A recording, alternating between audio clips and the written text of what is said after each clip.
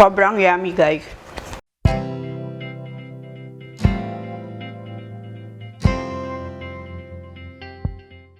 Hi everyone! Welcome to MasterChe! Today, gagawa na naman tayo ng napaka-simpleng recipe. But before we start, please don't forget to like and subscribe!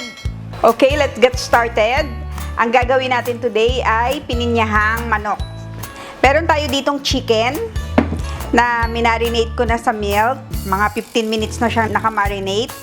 Kasi nakakatulong yung milk para mas maging tender ang ating chicken. So, marinate muna natin siya habang hinihiwa ko ang ating mga ibang ingredient. Yan, magbabalot lang tayo ng carrot.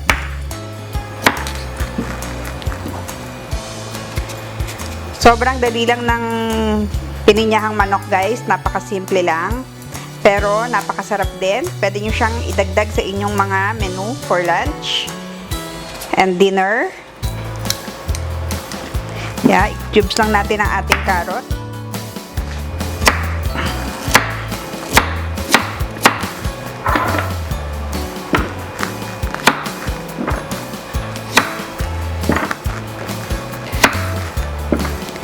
Siyempre, meron din tayong onion.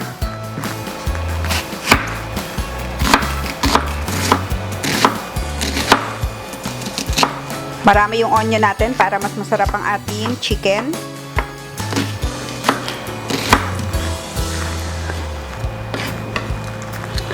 At syempre, meron din tayong ginger para walang lansa ang ating chicken.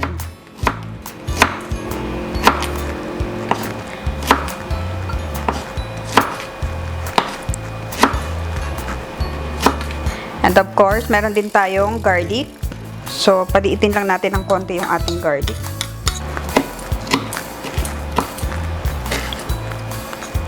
Siyempre, meron din tayong bell pepper na i-slice lang natin.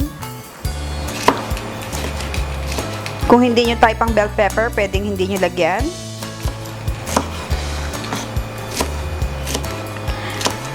Yan.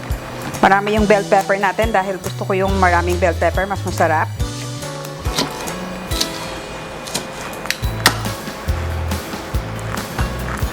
Ayan, okay na ang ating mga veggies. Ngayon, maggigisa na tayo.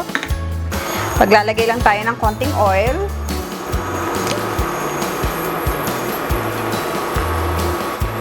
Painitin lang natin ng konti.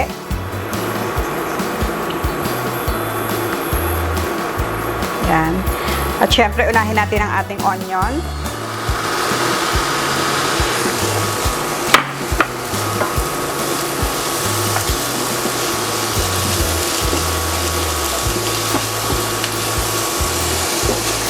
Sunod na natin agad ang ating garlic.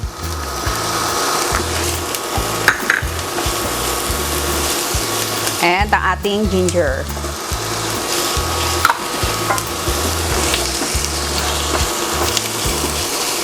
Yan, ngayon ilagay na natin ang ating chicken.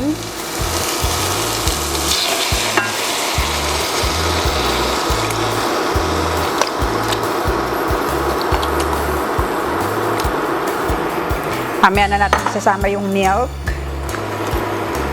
Ayan, ganyan lang, kasimple. Kayang-kaya nyong gawin ang pininyahang manok, guys. Napakadali lang.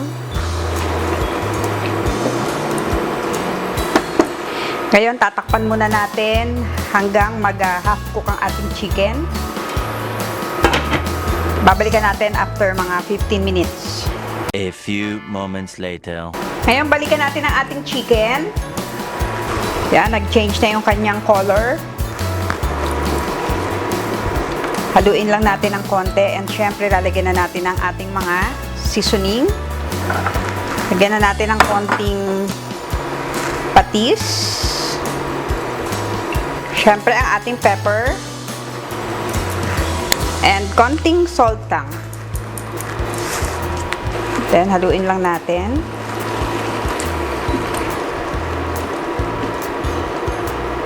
Ngayon, ilalagay na natin ang ating chicken stock. And ilalagay na rin natin ang ating carrots. Isama na rin natin yung natira nating milk. Yan. So, iitayin lang natin lumambot ang ating carrots.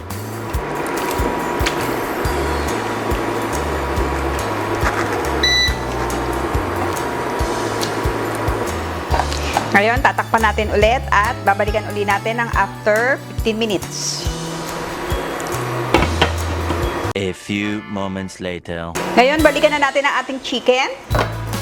Ilalagay na natin syempre ang star ng ating menu ay ang pineapple.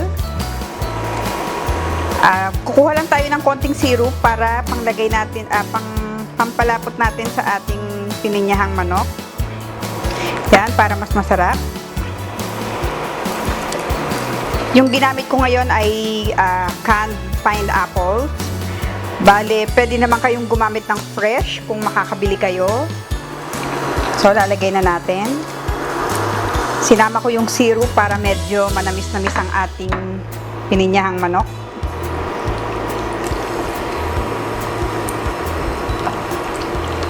Halos luto na ang ating chicken, guys. Ngayon, ilalagay na natin ang ating slurry or ang ating pampalapot.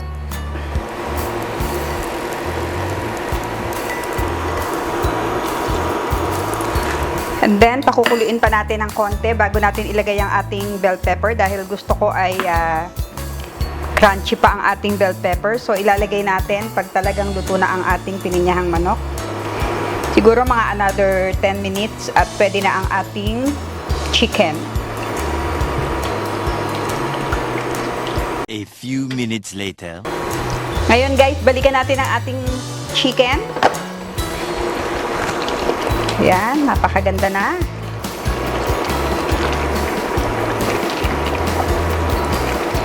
Yan, malapot na. Ilalagay na natin ang ating bell pepper.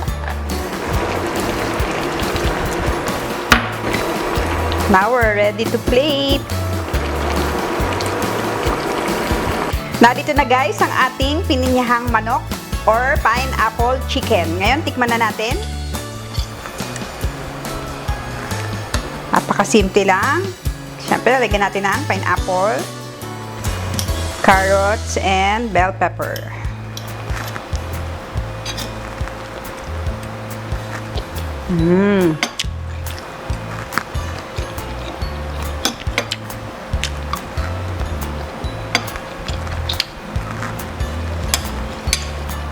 Sobrang yummy, guys.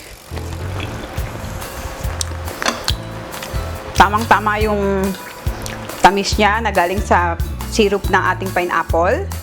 And napaka-tender ng ating chicken. Sana itry nyo itong gawin sa inyong mga bahay. Napaka-simple lang, napakasarap. Gusto ko lang mag-happy birthday kay Jolo. Jolo Ocampo. Happy birthday, Jolo! Nakalimutan ko siyang batiin last April 28. So, happy birthday! And sana guys, nagustuhan nyo ang ating episode for today.